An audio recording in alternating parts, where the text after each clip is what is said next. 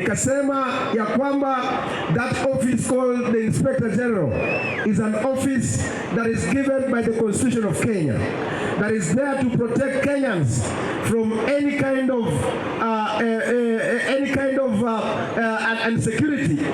insecurity issue. Na wakati unaona, kwa sababu all hizi vitengo zote ziko chini ya Inspector General.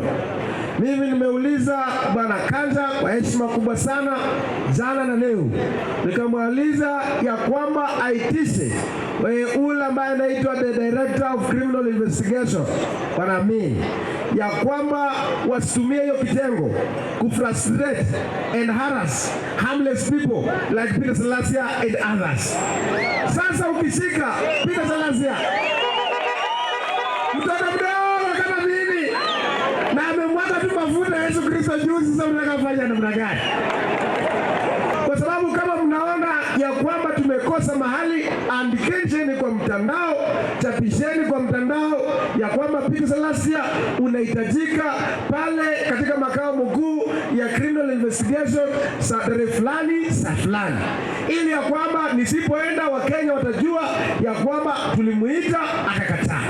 Lakini kushika Mkenya kama ramia, kama ule jambazi, kama muuaji, mtu ambaye amekataliwa na Yesu Kristo na Mungu, hiyo ni hatia kubwa sana mbele ya Mwenyezi Mungu. Ndio mimi nataka niseme it should be the last thing that has happened, kwa sababu huwezi tuma tukiwa kule Mombasa mkatumia watu usiku wameweka mask, na kama ni watu genuine, why are they putting on the mask? So any DCI officer should stop putting on the mask if they know they are officers who are supposed to serve the Kenyan citizens.